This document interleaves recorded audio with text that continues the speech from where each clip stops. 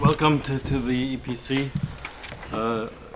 It's a strange situation. I think all of you are aware that there have been a number of attacks which have been going on. We are not clear at the moment exactly what has happened. There are at least now 3 confirmed attacks with some casualties, but we will see exactly what has happened. It has changed a bit the setting for this discussion, but we decided that given the time when we heard about the attacks this morning, that we would go ahead and then give you the chance to have the discussion with the speakers who are already here. Jilde Kakove has now cancelled this morning for obvious reasons, but we will go ahead with a more informal discussion. I think there's very little we can say at the moment on the attacks themselves, only to say that it clearly shows that the concerns around radicalisation are very concrete and topical concerns which will need to be addressed. So I think it's an important project for us, and we're glad that we're carrying out this project together with the European Foundation for Democracy and the Counter-Extremism Project. And we're very glad that we have the chance to do this. I think we have very good speakers for this first event in the series. And I would just want to welcome them, and I'm glad that you managed to come in yesterday rather than today. So it's the radicalisation, jihadism is of course a big challenge to our personal security, but also to the European project. I think what is already clear is that these attacks are European attacks. They're not aimed just at Belgium, they're aimed much further. And I think the symbolism of attacking the European quarter and the airport gives a clear message. So I think it is more than ever important to have these discussions, and I'm glad that we can do this. And welcome to this first event of the series. And I'll just hand over to Roberta Bonazzi, the Executive Director of the European Foundation for Democracy, to also say welcome. Fabian, thank you very much. Clearly, the opening event or opening policy dialogue of this series is more timely than ever. For us, the European Foundation for Democracy is actually a privilege and a very important opportunity to be able to work with the EPC, the Counter-Extremist Project in the US that launched in Brussels about 6 months ago. And last but not least, ISPI, the Milan-based Institute for International Political Studies, who's also contributing in terms of expertise. For the last 10-11 years, European Foundation for Democracy has been focusing on these issues. On the panel of experts, we have some current and former colleagues, experts who for a long time have studied, researched, and briefed as well as warned policymakers, both in Europe and worldwide, on the phenomenon of jihadism, the phenomenon of radicalisation, and how this could not be isolated to one specific region. And it's in the tragedy that we're witnessing today, this morning, it's I don't know exactly how to qualify, but last night we were probably all reading the news about the explosion and the attack in Bamako, where a center for European military trainers was under attack, was attacked by Islamist militants. So as if we needed an additional confirmation of how global this threat is. The purpose of this series, of this program, is really to examine, to bring different experts and examine the phenomenon from all its different angles. And it will starting today, will continue until the rest of the year. I would like to hand over to Amanda, and I think we can start with the real substance of this briefing. Okay, thank you, Roberta. So I just repeat what you both said. I think the topic of today's meeting is more important than ever before, defining the phenomena of jihadist radicalisation, drivers and catalysts. I mean, if you look how many terrorist attacks have taken place over the last few months, I mean, the tragedy today, but a few days ago in Istanbul, you know, in less than 1 week before that in Ankara, then going back to Paris, there's, you know, a systematic series now of these sort of ugly attacks that are clearly aimed for many different reasons. So I think today's discussion is very topical and important, and we're fortunate to have 3 real experts on the area that have come here today to speak about it. So I'm going to briefly introduce them.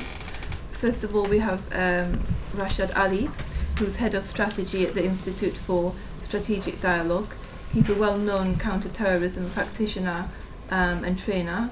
He's also been an external lecturer at Derby University on radicalisation and terrorism. So basically his whole, if I could say, career has been focused on this really important topic. And he's just here in the middle. I'm in a bit of a strange position because normally I should sit in the middle, but I'm at the side. Then Alexander Ritzman, who is here to my right, Senior Research Fellow at Brandenburg Institute for Security and Society. He's also spent many years focused on this topic of counter-terrorism, the ideology behind it, etc. And last but not least, Bakary Sambe, Senior Fellow at the European Foundation for Democracy. So I'm going to ask Rashad to kick us off, please. I think given the kind of events that we're experiencing today, it's probably a much more somber mood to approach some of these discussions. Everyone's mentioned how relevant they are and how pertinent it is to start talking about some of the issues surrounding this, and I think we have actually been discussing this for some time. I think what's different right now is probably the nature of the challenges that we face. The nature of the challenges that we face are different in a number of ways.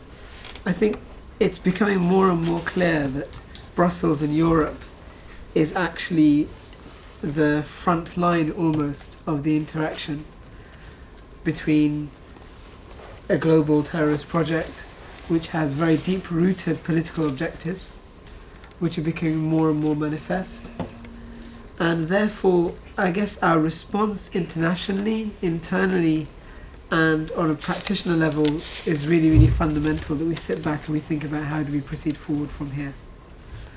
You know, the introduction explained that actually we're not just dealing with terrorism here in Brussels, we're dealing with a singular phenomenon that is unique in that the terrorism that took place in Istanbul was orchestrated arguably by people who have been involved in orchestrating terrorism here in Brussels, which we know the individuals involved connected with the recent arrest for Saleh Abdeslam that on a logistical level were involved in the terrorism and the terrorist acts in Paris.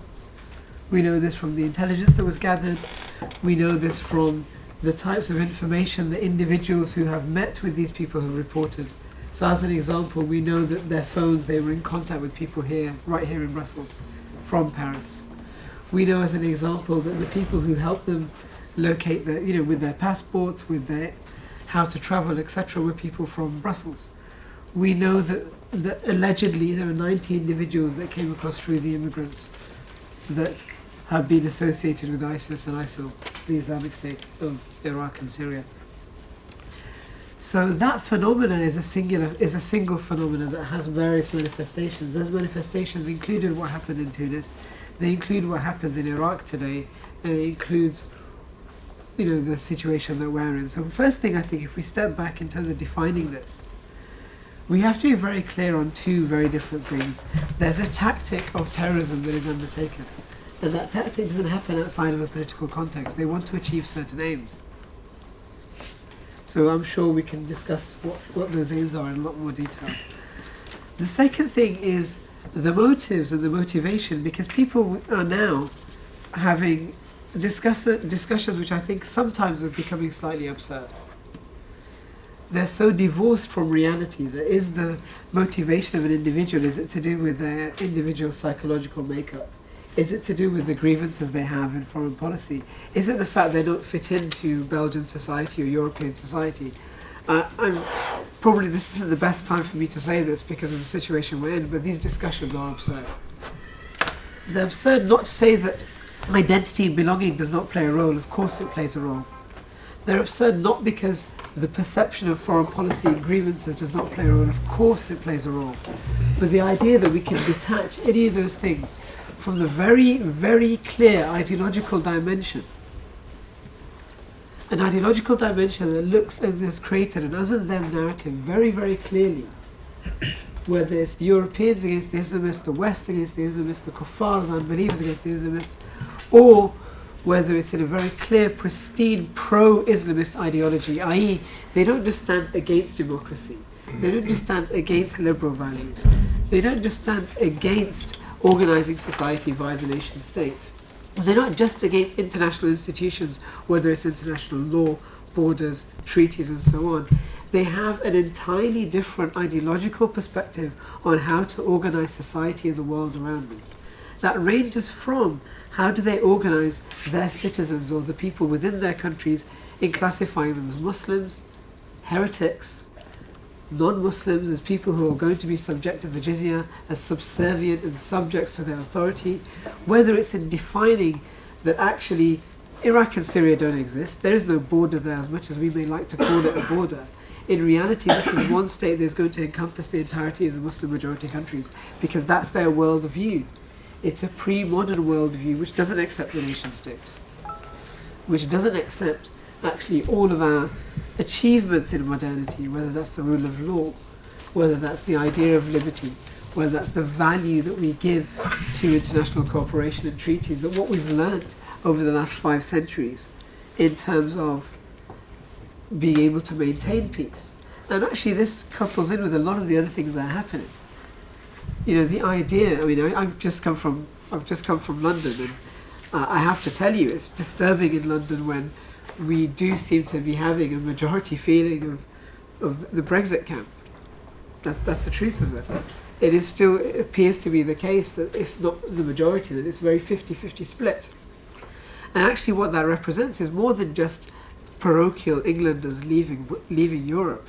It represents something much more detailed than that, which is happening at the same time as Putin is undertaking not only his acts in Syria, alongside the Iranian regime, which is decimating the people of Syria, and sending millions of people within Europe to also do something very, very clear, very, very specific, to change the makeup of Europe, to destroy the European project, to bring an end to the idea that we can come together to stop war, to stop the persecution within countries.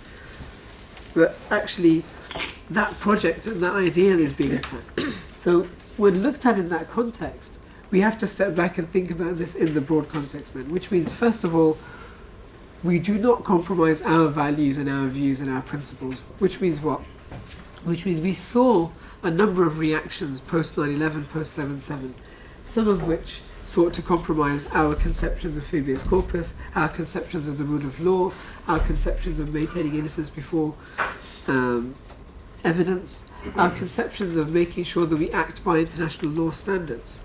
Because remember, everything is aimed at undermining those standards, which means we need to reinforce that value system, which means at the same level, individually we're reinforcing the notion of liberty. reinforcing the notion of democracy and reinforcing the notions of the rule of law, which means as a values perspective, those things become uncompromisable, irrelevant of every other factor. So irrelevant of what people's alleged grievances may be, what people's alleged identity issues and politics may be, it means we need to stand for something. To say, hold on a second, Europe stands for these values, that's why we're united together. And those values form what bring us together. It's what unites people of different backgrounds, different countries, different cultures, but fundamentally recognizing those things. And I think that means that on a policy level, we do a number of things. We don't engage with extremists in order to try and stop terrorism. This has been one of the policy actions that has been undertaken in various countries. Fundamentally, this is ideological suicide. And we need to be very, very clear about that. At the same time, that doesn't mean in any way marking all people of a certain ethnicity, all people of a certain religious persuasion with a singular brush. We know there's no such thing as a singular Muslim praxis. Muslims don't share a single identity, neither ethnically, politically, religiously, in sectarian levels. There's a saying: if you get two Jews together, you'll get three opinions. Get several Muslims together and ask them to talk about anything. They're as diverse, as pluralistic internally as any other culture or any other mass civilization. So yes, we can recognize that. We interact with people on the basis of their own identity. We don't label them Muslims and interact with them as a Muslim bloc. In the same way, we don't see this as a singular Islamist bloc. I think those things are my initial kind of thoughts and reactions. And I may have probably spoken for too long, so I hope some of the others will be able to enlighten us more on some of the other points of discussion here. Okay, thank you very much. Before I move on, I'd like to ask you a question. I mean, you're coming from the UK. Perhaps you could say something about the UK, experience. I mean, what are the main challenges now that are faced in the UK? I mean, a lot of people, including actually my own brother this morning, talk about, the Sharia law that is, allowed in some, let's say, regional or municipalities in the UK, playing into part of this problem or the challenge. I mean, do you agree with that? I mean, or is there, what are the key problematic areas? I think you're originally going to have Ilham Mania, I think, speak today, and that's her area of expertise. She's got a whole research area and project on this. So her book is published, and I think it's probably worth everybody having a look and reading that. I think the problem is that people, again, they're speaking on different levels. So some people will tell you British law very clearly does not allow parallel courts to be established. This is true. British law does not allow that. And so the only way that people establish these councils by which they can engage in arbitration and dispute resolution by Sharia rules is allegedly according to the Arbitration Act, which allows people to resolve their differences on matters outside of utilising judicial statutory legislation. Now, that's actually a misnomer, because the Act only really applies in financial matters and matters of personal dispute. It does not apply where there's statutory law. And so in all matters related to family guidance, children's rights, custody, these issues are precluded from any remit that any council can have. And so anything has to happen under the jurisdiction of the family court. So anything that is operating outside of that sphere is effectively operating outside of the legal bounds. And the problem with many of these councils is they operate in that sphere. And so those things need to be very, very clearly restricted, stopped, and brought under the control of the family courts. There's no two ways about that. In terms of other matters such as religious divorces, etc., in the UK we have a history. So to give an example, again, back in the 90s, the Beth Din, which is a halakhic council for Jewish communities, they decided very clearly, and was reissued by the chief rabbi recently, actually in the last month, that they will not be granting decree nisi divorces to individuals which hold women over a barrel. If they're saying we're not going to divorce you because we don't wish to do so, we're not going to grant a religious get, actually that can't happen anymore, because that will stop them from being granted a decree nisi by the court. So the courts have intervened to determine actually that that level of oppression doesn't take place. So we have a disparity here within the Sharia councils are run by Muslims that don't actually work in that space. So I think there are some very serious issues that need to be addressed in that regard, and certain regulation that needs to take place. But at the same time, there's a danger again of being reactionary. And that reactionary level is thinking that we can solve this by legislation. We can't solve this by legislation because this is a cultural problem. It's actually a problem of individuals, women who believe that they are bound by certain regulations that stop them from being able to enact their own kind of proclivities and their liberties. And what we need to address is that very specific cultural problem. Okay, thank you very much. I'm now going to move on to Mr. Ritzman. I mean, we talked about very briefly about the whole ideology behind this terrorism.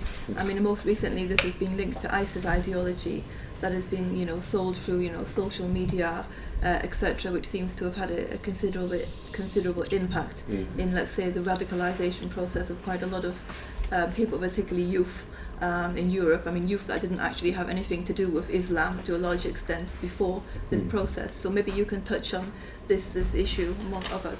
Yes, thank you very much. That's the part I prepared, narrative, propaganda, counter-radicalization issues. I would like to give a couple of remarks before that, obviously. I'm working with the Brandenburg Institute for Security and Society, as you know.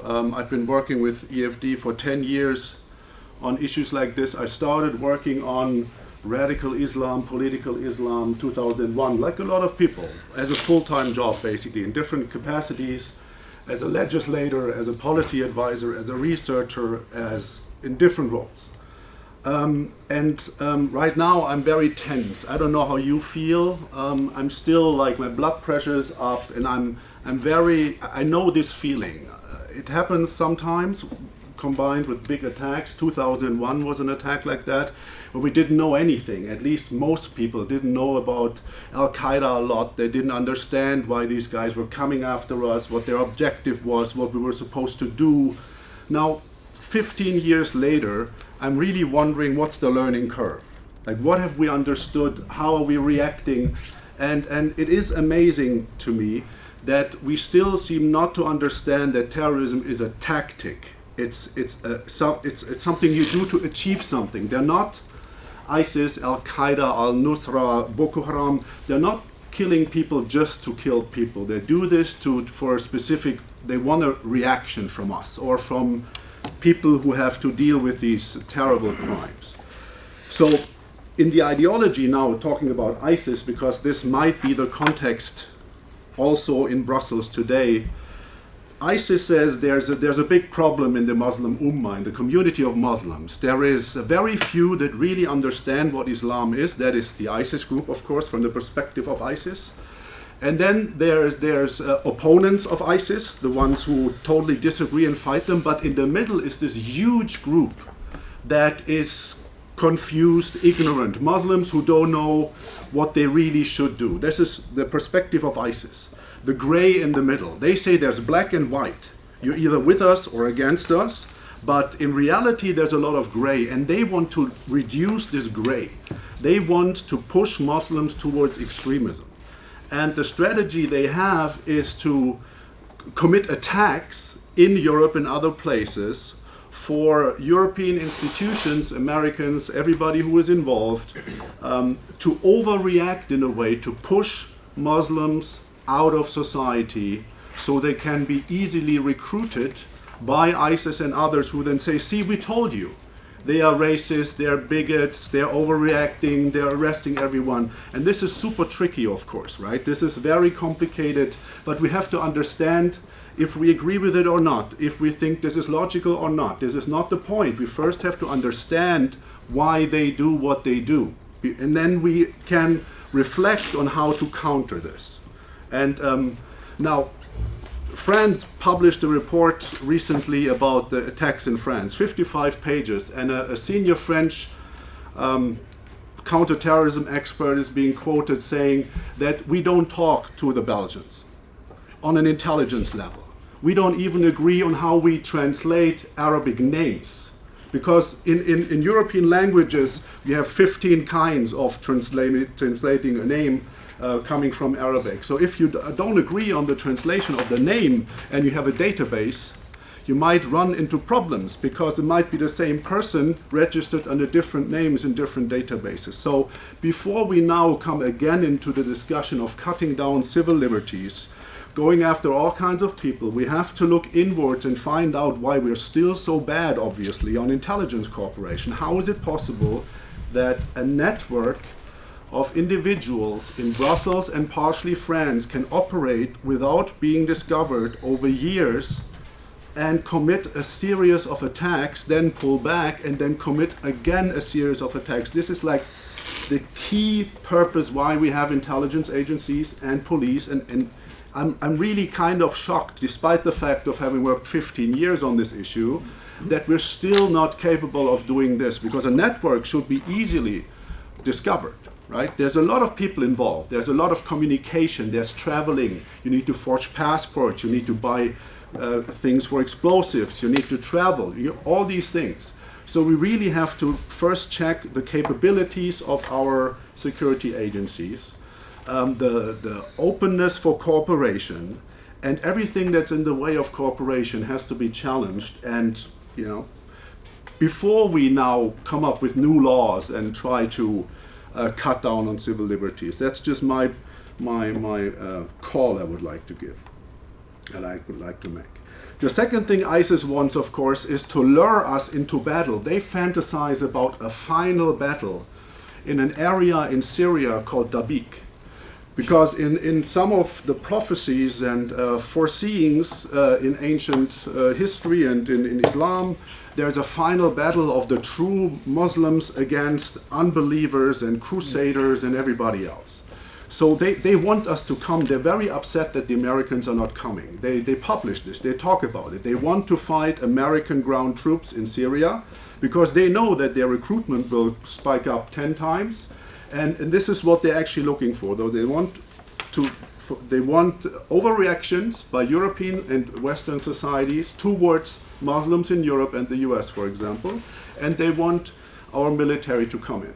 So it is very tricky because some of these things, there has to be a military answer. There is a military answer. This can be discussed if this is the right way to go. But I'm just highlighting that it has to be part of the learning curve that we know what they say they want to achieve. It's not like bad weather that comes over us. It's not thunder. It's a strategy, tactics, ideology, structure. It's an organization that is coming. So we can deal with them. We just have to be smarter. Now, narratives and propaganda. Why do so many European youth, for example, I would focus on European youth, join an organization like ISIS or believe in an ideology, a narrative of a group like ISIS? It is very tricky also how to counter this, so I try to talk about both of these things. So far, ISIS is investing a lot of money and manpower into producing state-of-the-art video clips in full HD, movie theater quality, with references to computer games, to action movies, to try to connect to a culture, a youth culture that is already there. So they're not coming up with something totally new. They try to connect to existing parts of youth culture. And there are a lot of initiatives in different countries that try to deal with this, to counter it, to discredit it, to make fun of it. Some are government-driven, some are NGOs, some are individuals. But if we compare how we as Western societies react to ISIS, the investment we do on countering their narratives is ridiculously low. So we do something on military, we do something on intelligence, obviously also not very good. But the thing that we dealing with their ideology, as Rashad also said, is really something we have to get better fast, because right now we're losing.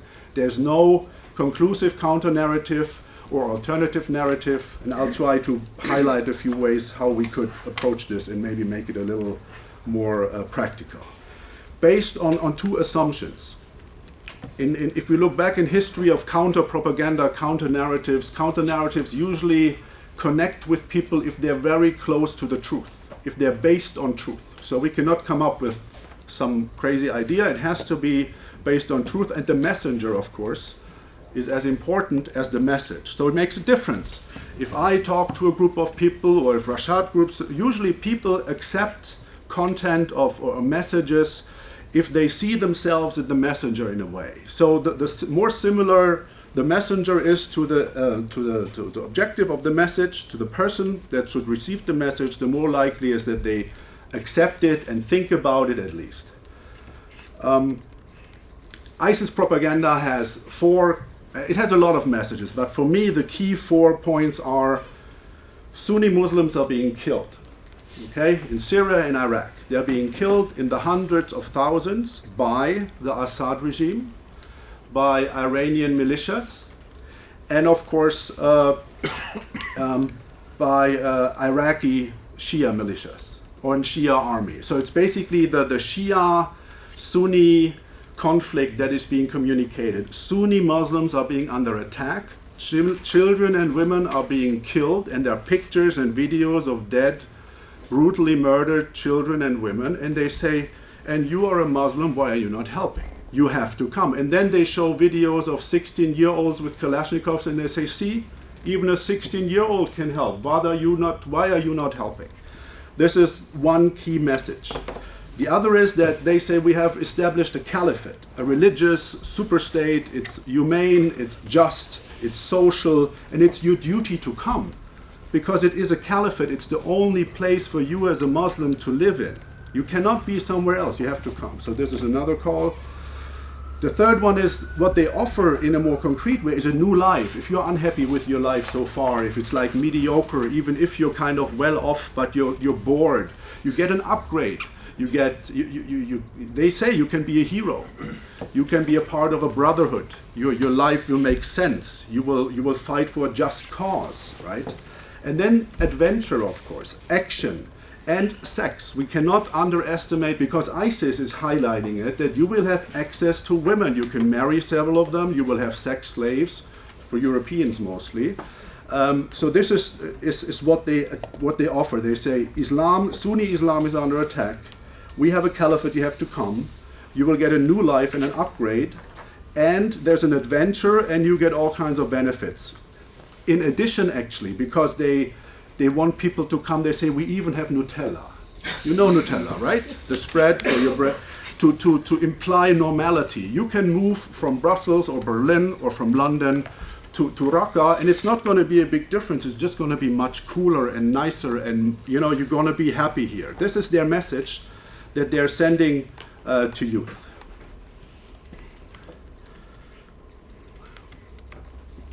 Now, the role of Islam, tricky subject. ISIS says we are all about Islam. They try to establish a direct line from the Quran, from the Hadith, the deeds and sayings of the Prophet, to Abu Bakr al-Baghdadi, their so-called caliph. They say this is one line, and in between there are other authorities, but we are the true Islam. There's no discussion about it. We are Islam. And they don't mind that beginning from Al-Qaeda. That's also interesting. Al-Qaeda says ISIS is not really Islamic. They're just a bunch of angry young men. They don't understand anything. They're too radical. So beginning from Al-Qaeda, who says they're not really Islamic, to the Grand Mufti of Saudi Arabia, to Al-Azhar in Egypt, to every moderate Islamic association in the world who says this is of course not Islam, but they say it is, right? So I don't think that the answer can be this has nothing to do with Islam. This would be limiting us too far, but of course it's not the Islam that is being practiced by 99% of the world of Muslims, right? But there is an issue, and I think the issue is that they take this foundation of the religion because they justify everything they do, everything with a Quranic verse or something the Prophet did, and say, this is what the scripture says, and we do this because of that. So they manipulate it, they use it, and they make a political ideology out of it. And this is what my colleague already said. This makes it part of their weapons arsenal and ideology to brainwash people, to justify actions, to justify their objectives. It is complicated, religion plays a role, but of course it's not the general Islam. It is a tiny, tiny, tiny subgroup, but they say they do it in the name of Islam, so we have to recognize this and deal with it. We cannot simply say Islam is not the issue at all. Now, the videos, the propaganda you see from ISIS through media is all bad news, right? Executions, kidnappings, terrible things. Interesting is that 50% of their propaganda is promoting funny things, happy, not funny things, fun things, happy things, going fishing with the brothers, taking a stroll in the desert, grilling meat with the brothers, going swimming with the brothers, promoting a happy life in addition to the Nutella thing. They really try to say there's no problem, you can come to our caliphate, it's fly to Turkey, it's no big deal, you're going to be happy here. So we have to understand people who go there do not just go because of the terrible execution videos, but because of the part of the propaganda we often miss that focuses on the happy life in ISIS land. Now the people that go, there have been research has been done online mostly, a couple of interviews. Why do people go? 3 groups have been identified: the seekers, those who seek attention, seek adventure, and seek easy accessible sex. This seems to be one group. They're just bored, they want an upgrade, they might have been petty criminals, they could also be students of architecture. It doesn't really matter. They have everything. Everything is in this group. Then you have the protectors, the ones who mostly focus on their Sunni Muslims being killed. You have to help. You have to come and protect them, you have to save them. And these people mostly go to protect Sunni Muslims or to avenge their death. The third group, and this is something very important, are just followers who follow a strong alpha in the group. Not everyone has an ideology, not everyone has a real objective. A lot of people live in groups. There's a network of friends. It's not that we have in every town in Europe an average amount of people who go to ISIS. It's clusters. It's Vilvoorde, for example, right? It's maybe Molenbeek. It's parts in Berlin.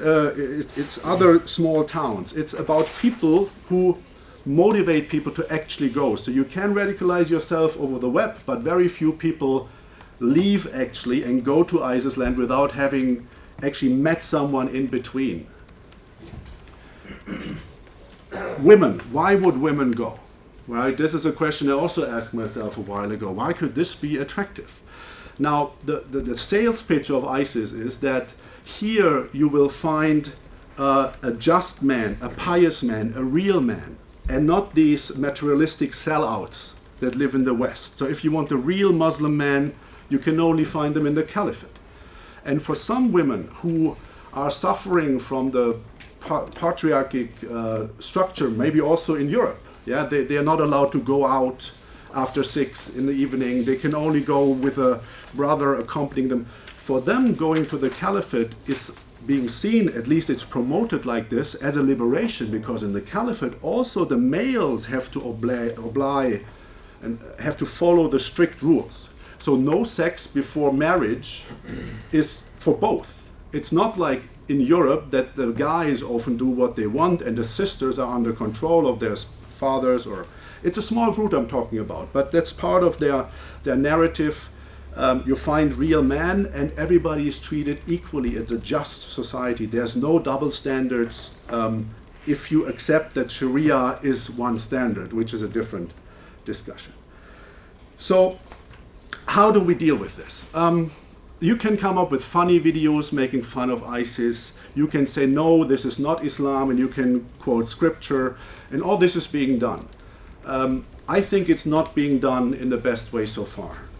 What seems to be effective is that former supporters of ISIS, defectors, and also victims of ISIS, family members of victims and family members of members of ISIS, speak out. They have credibility. They might be closer on a personal level to the audience that we are talking to.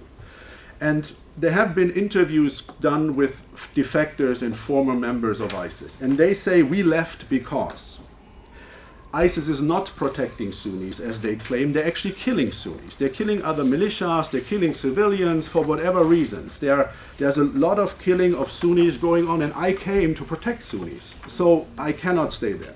Important point. Second point, brutality. Brutality towards hostages, brutality towards civilians, and also within ISIS. They say it's too brutal. I don't get the connection. I have to, this is too much for me. Corruption. Selective benefits for people who are closer to the leadership and all seems to be an issue there as well. So it's not this just, perfect, happy society. There's a lot of corruption going on, supposedly what they said. And it's a hard life, especially for Westerners. It's not fun and exciting because you're not really on the battlefront. You're either a suicide bomber because you don't have the military training, you probably don't speak the language properly, you're not very useful. You're being used as a suicide bomber or as a guard, doing guard duty. So you're in front of a building, and that's why they're online all the time. So they tweet about what they do, or they're on Facebook. So it's boring, and there's no Nutella. Seems to be an issue that the lies that they say it's a happy life, everything's available, come here. It's not the case. Sometimes there's no warm water, sometimes there's no electricity. I'm finishing in a minute. So the point is, and there is a movement right now in the counter-narrative, counter-propaganda sphere, people who deal with this in the US and in Europe, to focus more on the stories of credible messengers, meaning former ISIS people, victims of ISIS, family members, people who have an emotional connection. And the core message is that ISIS is lying to you. So the things they promise you are not true. And so far we're not really doing this. We're saying ISIS is crazy, they're murderers just in general, they're sick, they're poor, they're in some way crazy. But this is not the point that is working. Working would be attacking the core narrative, but of course only if you're looking for information, right? So maybe a young person who's on the web wanting to learn about ISIS should find a website explaining that ISIS is lying with this ideology and not just pro-ISIS videos and some government information not to go to Syria, right? Between that, there's very little happening. So there's a big gap that should be filled. And just as a final remark, final, we have to understand that there's a root cause, or there's a reason why ISIS is so strong. And that's the disenfranchisement, the situation of Sunni tribes and families in Iraq and in Syria.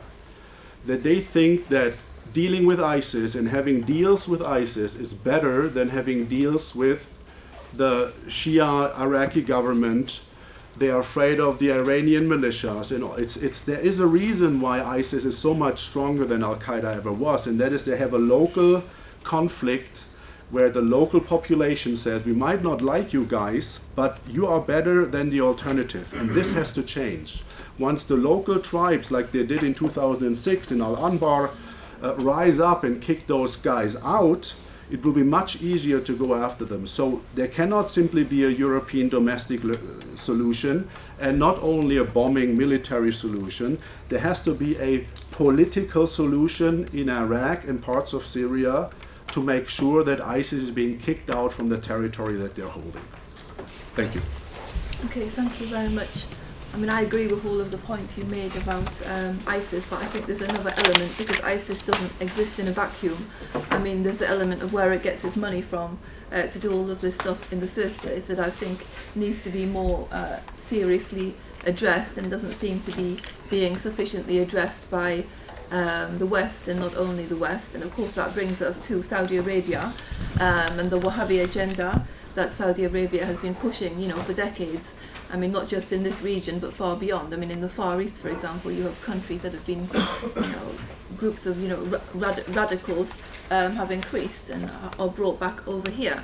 So I think there's an issue of having a tougher approach towards Saudi Arabia, where money that, you know, okay, it's not directly from the kingdom, of course, but it's sent via, you know, different sorts of organisations of cracking down on this, which is also, I think, going to be a key element in getting rid of, ISIS, because so far our main strategy seems to have been bombing ISIS, and already for a long time, but yet it still exists. So I don't know if you could comment perhaps on the issue of the financing of the organisation, and then also, of course, what you said about Shia and Sunni is right, but you need a sort of a rapprochement between the two groups, which is absolutely not going to be easy, particularly when you have this regional power struggle between Saudi Arabia and Iran, which doesn't seem likely to end, at least until Saudi Arabia runs out of oil, which is not for the foreseeable future. Yeah, very important points. It's of course not just a local conflict, right? There's a local conflict, and then there's Turkey with its interest, Russia, Iran, Saudi Arabia, Qatar played a big role, now a little back, which makes it even more complicated, even more, difficult to find solutions. But there might be some progress, but the key would be that Saudi Arabia and Iran, I guess, find some sort of agreement that they have to stop supporting militias on these sites. But Saudi Arabia constantly announces, we have nothing to do with ISIS, we don't finance them, we fight against them, we arrest them.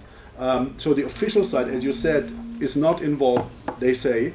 But of course they have been exporting radicals. They kicked out of Saudi Arabia, actually. People who challenged the rule of the king and the interpretation of the mufti were kicked out and sometimes received funding and opened mosques in the Balkan or in Europe or in other places.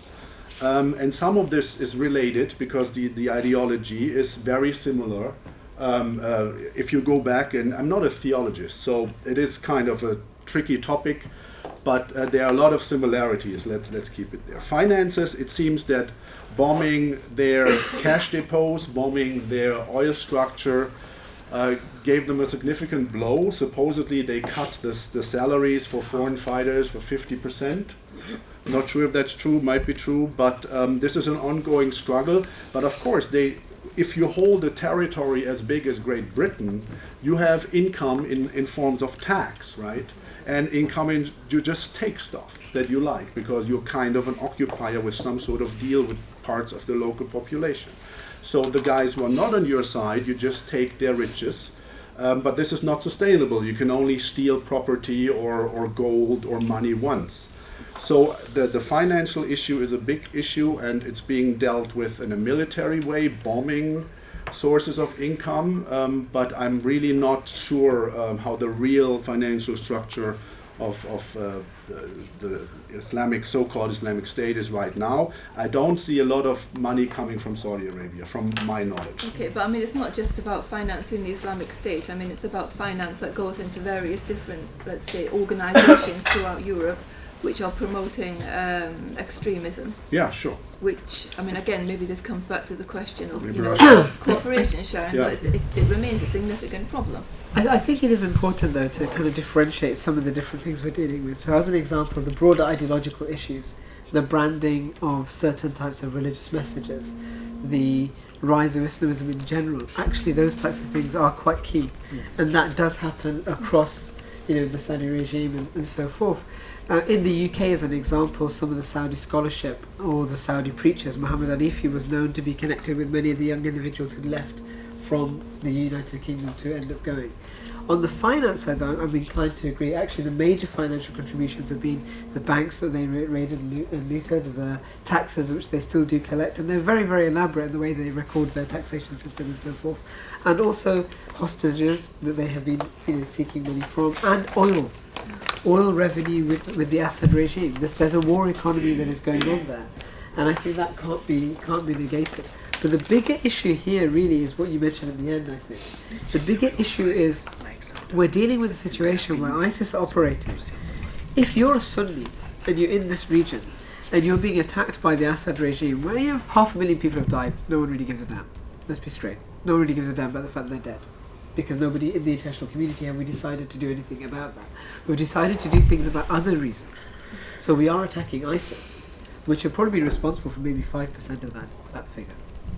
But the Assad regime, which is responsible for the overriding, 490,000 dead, 300,000 missing, 11 million dispersed.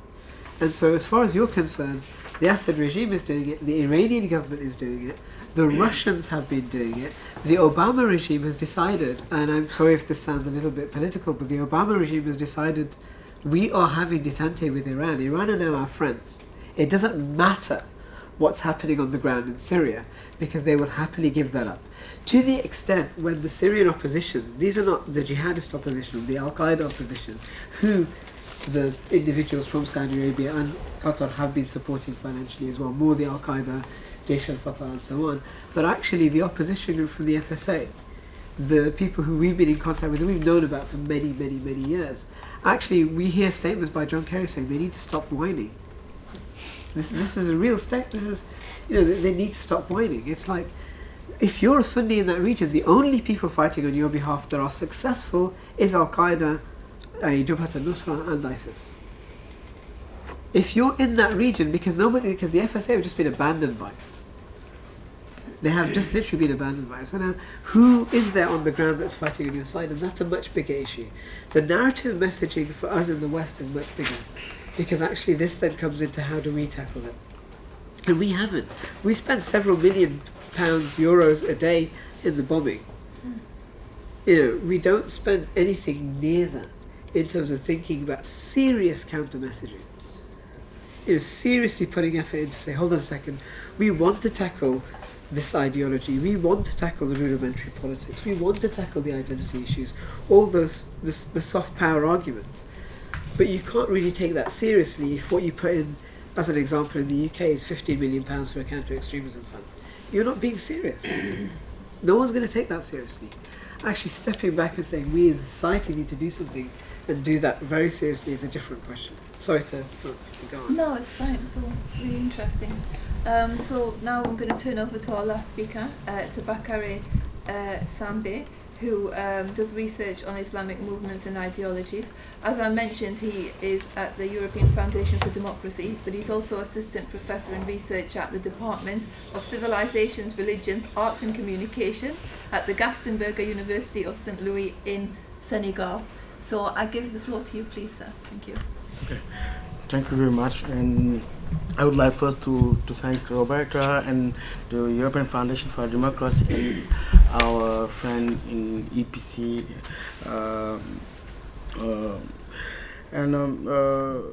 So I remember 8 years ago, we were talking about this subject, about the ideology, and with Rashad, when we came here, discussing in the framework of exchanges between European network here in Brussels. And I think that people in those moments did not understand what we were talking about, and I think that many people say that in this period that we are exaggerating, we are inventing some stories. It is just people who are inventing some stories. It's not reality. And in those periods also, many organizations here in Brussels and many scholars say about, you have, they are Islamists, they are extremists, but good extremists, not terrorists. And now I would love to know what they think about the evolution of the situation in Europe and in the Middle East and in Africa. It is sure now the expression of when we talk about international community, now it is a reality. Yes, now we are an international community of vulnerable countries. There is no exception. This is not a problem of Afghanistan when the thing was very far, and we are in Europe, say that you have this problem in Afghanistan or in Syria. Now it's a real problem for all our countries. First, I would like to I apologize for my very francophone English, but I will try to make it possible to. And the second remark is we are in the period of global terrorism. Yes, a global terrorism, and in this context, it is amazing. But Islam is used as a kind of ideology to fight the hegemony of and the domination of the West or the powerful countries. You know, in the 70s, you have many tools to fight the liberalism, to fight the hegemony of the powerful countries. You have communism, you have Maoism. But now, Islam is becoming little by little an ideology used by certain people to tackle the West or the liberal thought or the hegemony of the West. During research work I did for the special envoy to the Sahel from the United Nations, I visited a lot of countries, including Nigeria and northern Nigeria. I proposed to the United Nations to achieve this research by discussing with the religious actors to ask them two questions, just two questions. From their perspective, what is the problem? What is the cause of all this? And from their perspective, what is the solution? And I met the Mufti of Maiduguri in northern Nigeria, where Boko Haram is really very, very active. His name is the Sheikh Ibrahim Saleh Al-Husseini. And I asked him a question: what is the cause of all this problem, all this trouble around the world, and especially in Nigeria? He said a very interesting sentence, saying that the cause of all of this is the combination between the arrogance of the unjust and the ignorance of those people feeling themselves as victims. The same, I have the same answer from another sheikh from Mauritania, the Sheikh Ba, who is leading a very important Quranic school in Nabaria in Mauritania. And my concern is, when people talk about terrorism now, they just focus on economical, social factors, political, and they try little by little to neglect the ideological dimension of the phenomenon. And I think that it is this conception of terrorism is part of the problem. Why? In Dakar, 2 years ago, we had a conference calling the Forum International pour la Paix et la Sécurité en Afrique, International Forum for Peace and Security in Africa. And it was many representatives from the European Union, from the United Nations. And I said something, people thought about this, and they said it's just a provocation. But I was serious. I think that the international community have at least 40 years is 40 years late compared to the networks and the groups we want to fight now. 40 years. Why? In the 17th, some countries like Saudi Arabia, Kuwait, and other countries began to achieve their first Sahel strategy. And Sahel strategy is new for us. Yes, we have the European Sahel strategy, the UN Sahel strategy. What was this Sahel strategy? It was built on two conceptions. First is the dawah, preaching, and the other is iratha, is welfare. Then they use the welfare, rescuing people, to preach a new kind of Islam, and the Wahhabi and the Salafi Islam. And the project was to build a Wahhabi zone in Africa from Eritrea to Dakar. Eritrea, Sudan, and they say that the main objective is to encircle the Christian Ethiopia, and they have training centers in Chad, in northern Nigeria when Sharia began to be applied, and in Niger they have a very important university built by the Organization of Islamic Cooperation, OIC, founded by Saudi Arabia, when they train many people and they led them to spreading what they call the true Islam in the Sahel region.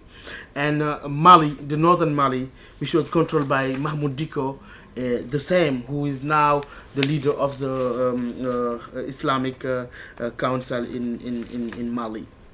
And of course, Senegal is the final objective. Senegal is really important for them because Senegal is now the only country, until this morning, the only country which is not hit by this phenomenon.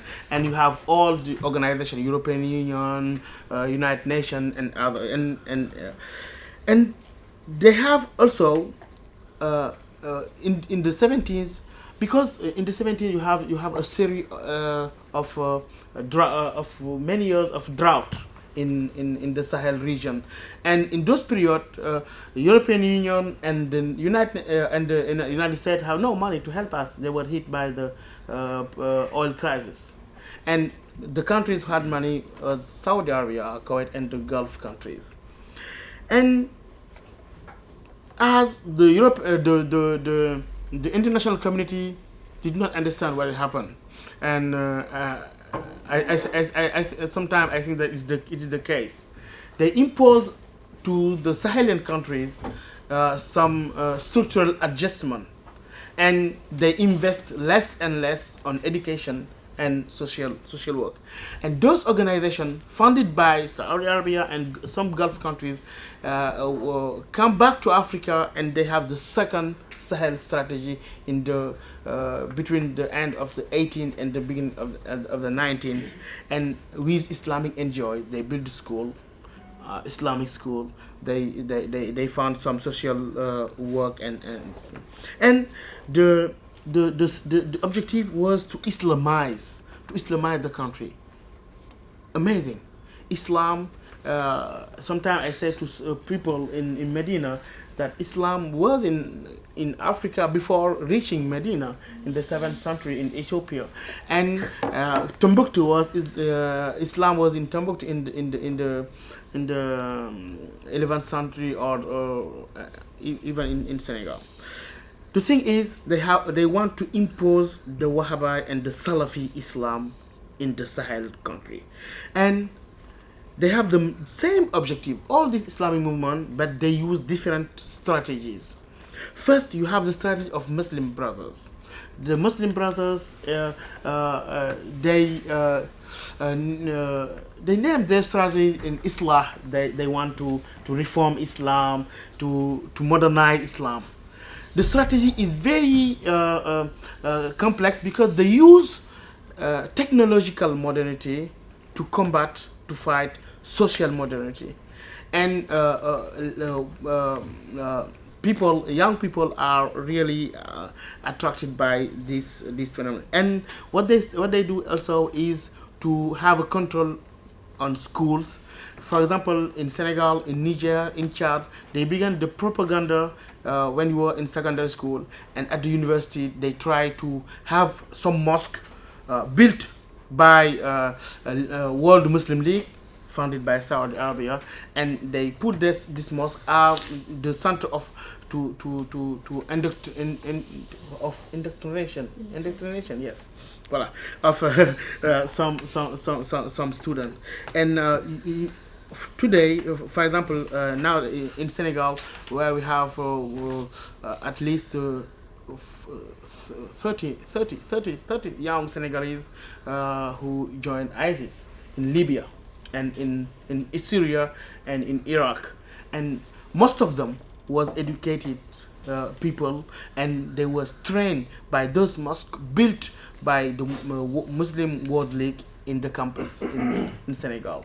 And one of them is Gassama, who is from Casamance in southern Senegal, was indoctrinated in a mosque built by the Agency of African Muslim, which is founded by Kuwait, the Kuwait.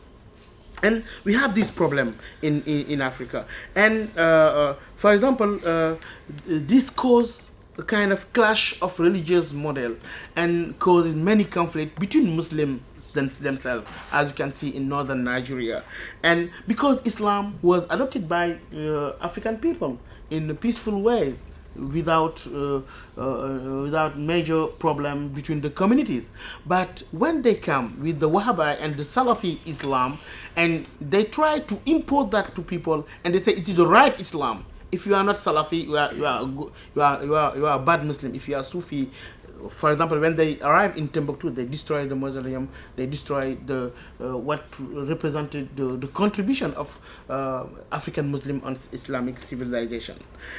And now, for example, you see the phenomenon of women, girl child and women kamikaze in the Lake Chad basin, in Niger, in Cameroon, in northern Nigeria, and in Chad.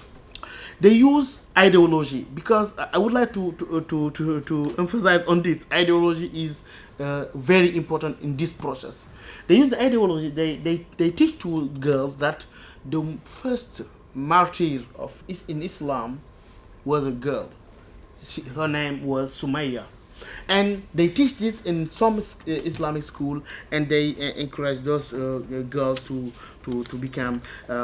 Plus, some girls kidnapped by Boko Haram. And in the Sahel region, I see that before the occupation of northern Mali, we had Mahmoud Diko. In 2009 and 2010, in Mali you have they have a new family code, and it was adopted in the large majority by the parliament.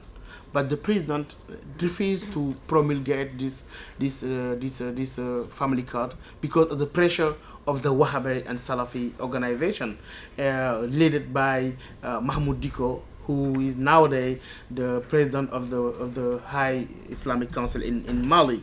And also how they use ideology, because now people are focusing on the northern Mali, when you have a very critical problems in the center of Mali and the south.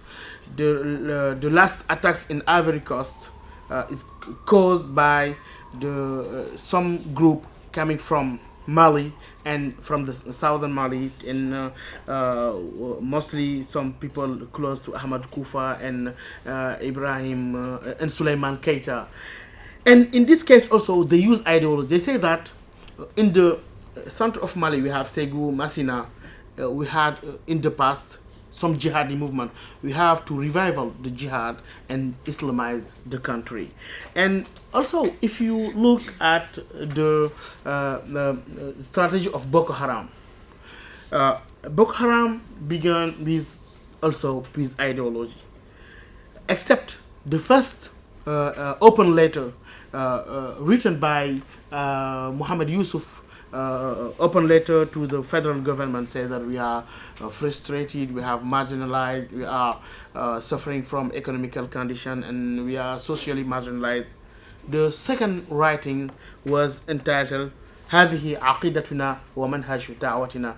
This is our dogma and our way of preaching, which was a book written under Saudi influence, and Muhammad Yusuf learned studies in Medina and was influenced by the Saudi sheikh. And the last book before starting the jihad was Ja al-Haq, the truth is come now. This is the truth, and all people who are not agree with us are bad Muslim, are people to be killed. And in the eschatology of in the psychology of Boko Haram, they think that they base their strategy on a principle. They say that the Prophet Muhammad said that at the end of time you will have, my community will be divided on 73 community. Just one among these 70 will be saved. And Boko Haram considered itself that they are the saved group, and that's why they kill even Muslim. The saved group is a group practicing Salafi Islam and Wahhabi Islam. Then I think that ideology is really important. And even when we talk about Islamic State, the pretext is always religious, but we cannot neglect the ideological dimension. We have to tackle and to fight extremism with ideology. In Mauritania, they call it fighting ideology by ideology, and they try to promote some sheikh, moderate sheikh, who try. Like my friend Rashad and I don't know, and even for example, they have a lot of money. We have not no money. For example, this I realized this with a foundation in Senegal to show and it was spread in schools and high school how the Saudi money and the Gulf money corrupt people and convince them to change their religion, and how it caused some clash of model in Senegal, in Mali, in Chad. And the other thing in the strategy, mostly for Muslim brothers, they use the principle of taqiyya. Taqiyya is known in the Shia context, but taqiyya is how you can hide your real agenda, waiting for an opportunity. C'est-à-dire, je sais pas si je peux traduire. C'est-à-dire comment on peut cacher son véritable agenda le temps que le rapport de force devient favorable. Et par exemple, on sait que les Muslim brothers, they are against democracy, but they can use democracy to access power, and after to be able to fight better democracy. And this taqiyya is used in their strategy. And if we look now very fastly to the profile of some young West African people who joined ISIS, they were very trained people. Gassama was in Dakar University. Jabi, he's a French and Senegalese. And I would like to mention the importance of. We have to end soon. Yeah. Okay. Yes. And now in Africa, in the Sahel region, we are really concerned about what happened in Libya. Libya is becoming the new land of ISIS, as they have a very big military pressure in Syria, and we're afraid that Libya become the new Afghanistan, I say. And Africa, I think that will be the next field in the near future of ISIS and all this movement like Ansar-Sharia. And the final word is how together to think about the way of investing on prevention and fighting this ideology of Wahhabi and Salafi, and also think about how to empower moderate sheikh women.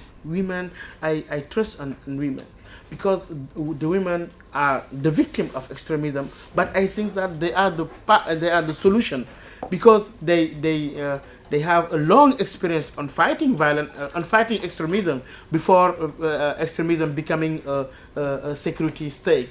Then in the continent, in the Sahel, in the Maghreb, the women are trying to organize themselves, and they really need help. Unfortunately, in some countries in Europe and some European organization try to explain that yes, you have these very nice Islamists, they are not very violent, and those people are now taking more and more place in the country, and they control education, they control social work, and in this way they succeed to indoctrinate young people and girls, and some of them are reaching ISIS or other terrorist movement in the region. Thank you very much. Okay, if you have a question, can you please say your name and where you're from? Okay, so we'll start with the gentleman at the end. My name is Dominic Dudley. I'm a freelance journalist There were some reports recently that Islamic State had lost maybe about 22% of its territory in Syria and Iraq since the start of 2015. And I'd just like to ask the panel how that might impact on recruitment and the narrative they put out about being a sort of successful caliphate and all the rest of it, and on the flip side, what impact it might have on the likelihood of attacks overseas. Does it make it more likely that they want to hit out in other places like we saw this morning?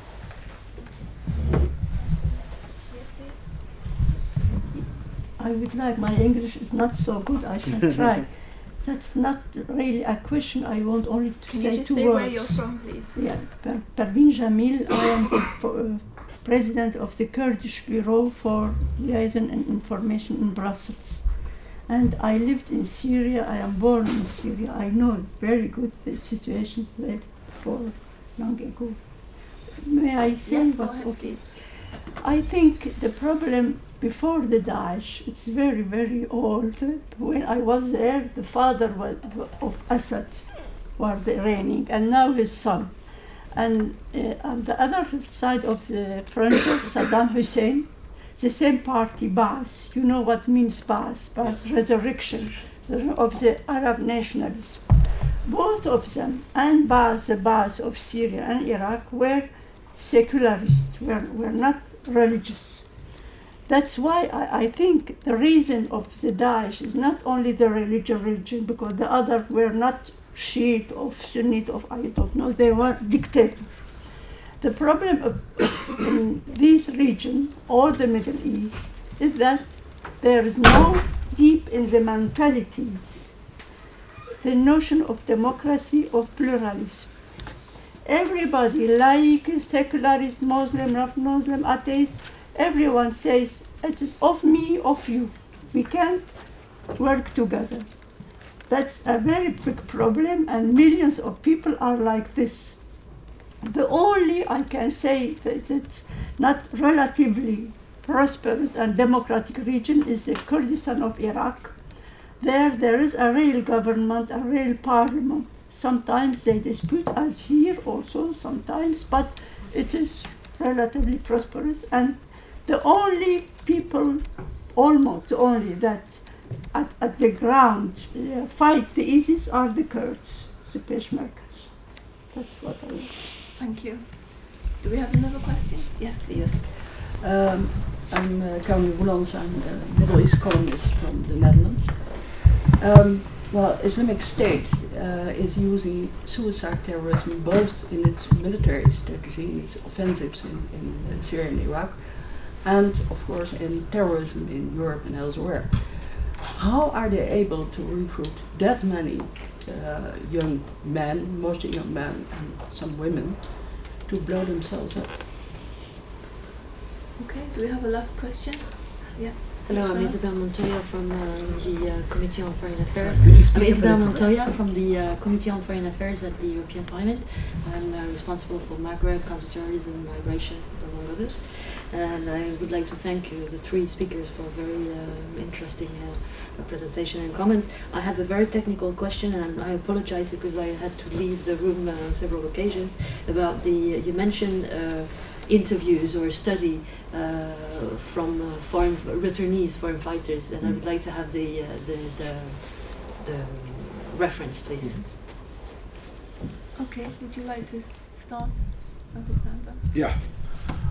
Briefly, territory, I'm not sure. In terms of narrative and propaganda, right? Nobody's there is reporting the truth. ISIS is not saying, oh my God, we lost, so now we get less recruitment. If you believe, if you're on the ISIS newsletter, you will not hear a lot about defeat and pullback. And if so, it will be strategic and it would be making sense, and we will return in all.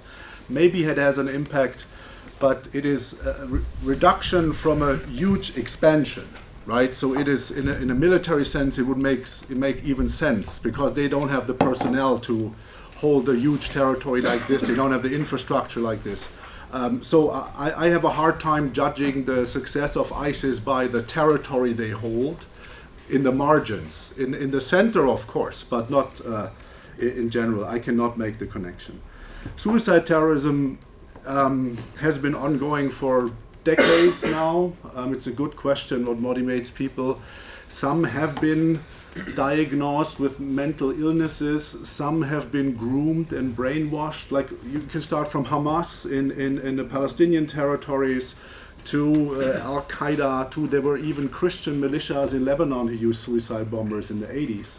So this is a mindset that people get into, and just recently there was a video from ISIS where an ISIS commander groomed his 14 or 15-year-old son to drive an explosive, with explosive devices filled vehicle into an enemy installation. And the whole video was about how happy he was to do this for his father, for the ideology, for God. So there are many ways, and if you really want to know, we would have to talk to the individuals who make the decision. And there are studies looking into survivors, people who stopped, people who were stopped, but there's really no simple explanation. The study, one was from ICSR, Institute for the Study of ISCR. It's the International Center for the Studies in Radicalisation. Absolutely, King's College, and the other one I'm going to look up for you. There are 2 studies available now on this. Rashad? Regarding the ISIS territory loss, I think there's 2 things. One is there's been a shrinkage in the centre part of the territory, but it's actually there's been other growth in other areas. Extremism is a growth industry. In Libya, you've had new territories taken. The change in tactics over the last 3 months, though, is very significant. So the change in tactics is they moved away from conventional warfare to, I think what was mentioned about suicide bombing as being an additional form. So what they've done is less conventional tactics and engagement, both in the region, so across Iraq, you've seen a whole range of places where they've started literally just to undertake attacks, and in Syria, places which they've lost territory like Al Abyad, actually they've just undertaken a whole spray of suicide bombing attacks in different areas, and that's also increased in number. So over the last 3 months we've seen literal, it's doubled almost. So it's become a tactic because they can no longer hold territory. From our perspective, I think I was asked this question a few days ago, what does this mean? What does this mean, especially given the arrest with Saleh Abdel Salam? I think it's fairly, many people are now saying, immediately that actually they had planned attacks already, and maybe what we're seeing today is some of those attacks brought forward. This is, and I think that's a fairly reasonable analysis without knowing any of the details. I think that's probably what people are suggesting. And I think, to be fair, without wanting to sound all doom and gloom, I think it probably is the case that now there will be a greater emphasis on broader attacks across the globe. That would be my feeling based upon what's happened. With regards to the other questions, the Assad and Ba'ath, there's a lot of truth to say that there's a dynamic that is different to the West in the Middle East and the countries, that actually there are different reasons why people in the West, individuals, may be attracted to extremist ideology to why people within Middle Eastern countries are attracted to the ideology. There are different factors. And it's true, Hafiz Assad, we know, was an awful tyrant and a brutal dictator. And we know this kind of symbiosis with Islamists existed back then. When the Muslim Brotherhood tried to take Hama, Hafiz Assad had no qualm with blitzing it to the ground and just killing off 30,000 people, at least. And then literally rebuilding over it. It's eerie. They literally rebuilt over Hama, and you can walk through, and it's that whole region. And so there is some truth to that. But there's also some other things that happen in the build-up for ISIS. So there's a great book I'd recommend anybody who's really interested in the subject, and there's a re-edition being published again. It's Hassan and Michael Weiss's work, ISIS Inside the Army of Terror. And they mention a number of things that are very, very important. First of all, the circumstances for generating these types of individuals post-war. There were very particular circumstances, policy measures that were mistaken that created this. Among them were the fact that there was a vacuum created by the disbanding of the Ba'athist military in a complete way. The Ba'athist military, pre that, Saddam Hussein had decided that what he wanted to do was take up an Islamic perspective. So not only did you see the Islamization of the Ba'athist military, you saw that with senior individuals becoming Islamized, Salafized. So you had the coming together, and we've seen this historically, of Ba'athist ideology with with Puritan extreme forms of Salafi and Islamist ideology. And so Ba'athist ideology is what? It's Arab National Socialism, i.e. Arab Nazism. That's the type of ideology you're talking about. And so it has all the characteristics of totalitarian. It has all the characteristics of just, anti-Semitic belief system. It has, Michel Aflaq, one of the founding thinkers, was also the same guy that translated Mein Kampf into Arabic as Kifahi, My Struggle. So this is the origins of this. And so when you bring it together with Islamist ideology and this puritanical mindset of right and wrong, the only way forward, the only true form of Islam, and you have all those other things, you get this very nasty regime being created. So when the expansion took place, you saw the creation of the fruits of the Islamic State of Iraq, which is what it was initially called. And so the Islamic State of Iraq eventually then went on to become the Islamic State of Iraq and Syria and so on. And that's what we're seeing now. And I think it is important to see the history and the development, not because we need to excuse it, but we need to understand what are the factors that influence it and make it up. I would also Returnees. recommend that book because I read it as well. And there's a it's really second edition coming out with an extra 170 pages or something, which will be really interesting to see. The returnees, there's a lot now that we've actually, there's the studies that are being done, but also there's a lot more that have come into the security services and the authorities. So for some of us who work in this space, so I was mentioned that I work in counter-terrorism, so I've worked on interventions with people who have returned back from these areas, people who have been convicted, people who have been arrested, and so there's a whole range. So we've got more of an idea now of the push-pull factors, as well as the kind of interaction we have with the people in Raqqa from Sudan, as an example.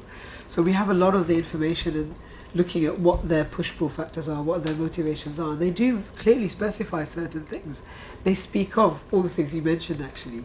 The religious duty to create this new Islamic state. The living under Islamic governance. Saudi Arabia wasn't really Islamic enough. Someone who's lived in Saudi Arabia, it's always amusing hearing people say stuff like this. But actually, this is, it's the same puritanical religious ideology, but there's something distinct from it. And that is the political ideology. And this is where they differ from Saudi Arabia is, in terms of, as a political ally, it doesn't have a political foreign policy agenda which is not unmalleable to our interests in the region, which is why we've had a historic kind of connection with them. Vivi Israel as an example. This has always been important. They've always pushed for an agenda and so on. So this is different now because what you have is this puritanical ideology in terms of religion coupled with the brotherhood mindset of Islamism, coupled with a very kind of, and then add to that the region and the surrounding tyranny, the surrounding oppression, and what's going on, and you have a very, very powerful set of political motives, ideological, puritanical ideas, and religious bonding. Because the religious bonding, fine, I'm not saying this is Islam, obviously I don't believe that, but obviously most Muslims don't believe that, but you can't negate for them this is a religious bonding that takes place. The way they see this, what you mentioned, that they find citations either from scripture or from history, or if they need to violate it, they have a justification.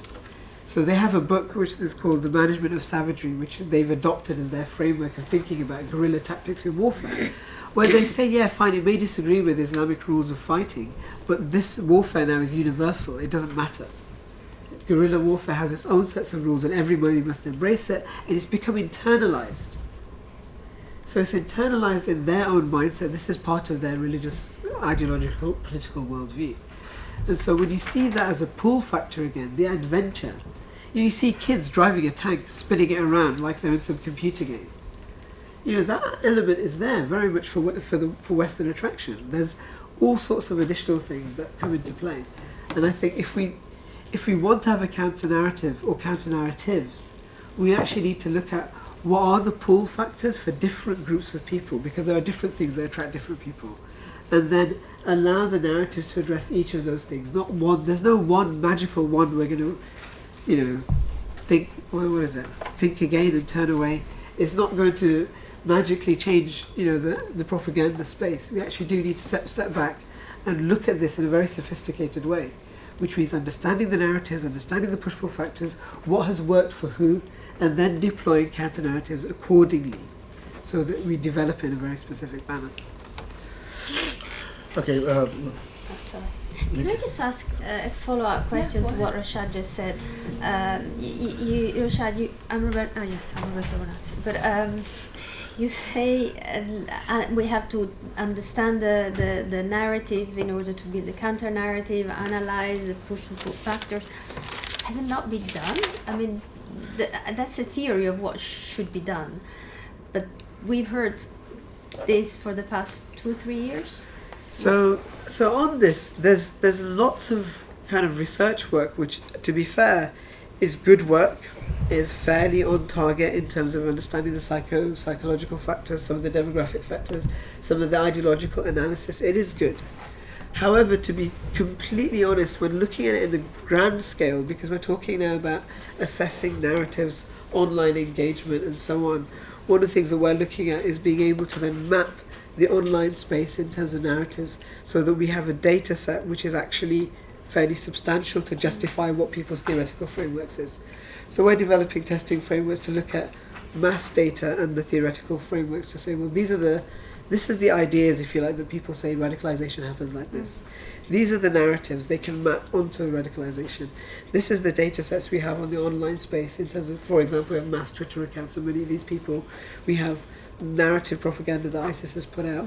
We can map those two things to determine, how actually the narrative space functions, and then we can source counter-narrative and look at how that works in that space. It is being done, but it hasn't been done at that systematic level properly. I guess it's a huge work, it's amazing work that has been done, but we'll always be late, because by the time we've understood what the message was, they've already something else. So we need something reactive in that sense. So maybe it's not just about counter-narrative, or I don't know, it's just... I think there's probably a number of things. I think first of all, there's a counter-narrative side which is almost remedial and reactive. We're looking at issues, we're tackling issues as they change, as they shift, as they arise. There's a broader question about narrowing that space. So the tactics of terrorism generally, the grey zone, actually they do speak about this in a lot of detail, that they want to narrow the grey zone so that which side you can belong to is very, very clear, which is another reason why we need to think about this in the ideological sense. That, hold on a second, we need to maintain our value system that is inclusive, because we have developed that over centuries. And so that becomes really important as well, that we want to narrow the recruitment zone. And so in that sense, the counter-narrative has to have a very, very not just negative, but very, very clear sets of values about pluralism, about democracy. And actually, in that sense, where people can see why they maintain their Islamic identity, their European identity, their whatever ethnic identity they have, and we have a society that is able to manage that. So that's a big issue we need to think about. Okay. Saudi Arabia is now evaluating in a very complex situation. The political wing of the Saudi in Saudi Arabia is now against terrorism, Salafism and Wahhabism. And for example, next week Saudi Arabia with the World Muslim League organize a conference in Dakar in how to tackle terrorism and extremism. And the political, because now you have ISIS, and it is very dangerous for all people, including the Saudi monarchy. And the religious wing of the Saudi power now is really complex. It have a very complex idea when they talk about terrorism. For example, they organized a conference in Dakar and in Niamey about the concept of jihad. They say this. They said that they did not say jihad is not part of Islam is forbidden. They say that jihad from now actually it is not currently we cannot do any jihad because the condition of jihad are not jihad is not possible in this condition now. They say that all these things are not real jihad, but they never condemn jihad properly. It is and the other thing is I would like to talk about I don't know how to say in English, incoherence, yes? The inconsistency, yes, of some European and Western government. When they come in Senegal, in the Sahel, many meetings, they say, okay, be careful, the Saudi money and the Qatari money is not good. They want to import or export ideology. And in the meantime, they sell Rafale and Paris Saint-Germain to Qatar. And I mean, democracy have to be credible. If people, this kind of inconsistency used by the Islamist narrative to say that, look, this is democracy, this is liberalism, this is freedom, and we are suffering from this inconsistency. And I would like to call to some coherence with our European partners in order to help us together to tackle this phenomenon. Thank you. Thank you. Indeed, just to add something about the consistency issue and a question to Bakari, because we also need to cooperate with different actors in the region, and we like it or not, for example, Turkey is one of those partners. But we had an issue last week, for example, in the middle of Brussels, next to the council in that building. There was a tent of PKK during 1 week, just next to council, 100 meters from the European Parliament, while PKK is indeed killing civilians in Turkey.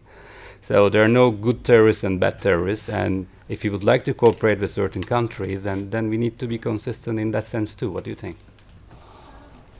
Do we have any other questions? Just take the last round. Yes. Yeah. Thank you. I'm Arturo Varvelli, ESP Senior Research Fellow. I have two comments. The first one is about Libya. I am an expert on about Libya. In Libya, Sirte in particular, the background of the rise of ISIS is, in my view, quite similar to its rise in Iraq. Although Libya is not characterized by the same deep-root sectarianism. It's not a coincidence that IS has expanded its activities in Sirte. That is the hometown of Gaddafi. Since his fall, the Gaddafi tribe has been marginalized by the various Tripoli government and central authorities. And so I think that the problem is not an ideological problem. There is not a radicalization by ideological drivers, but by political reason, I think. And the second one is about the, if you look at the global map of terrorist organizations and the map of failing state, or states without full control of their territories, you can see that the two maps are overlapping, are the same, which is the relations, which is the relation. And I think that is important to rebuild the states, or try to rebuild the states, on the basis of inclusiveness and pluralism. So sure, it's a long-term goal, but we have not to forget the long-term goal by the political of day by day. Can I, Martin Banks, I'm a Brussels-based journalist. Can I just ask Mr. Ali to expand a little bit on his comment about he thinks there'll be a greater emphasis on broader attacks around the world? Just a bit of explanation.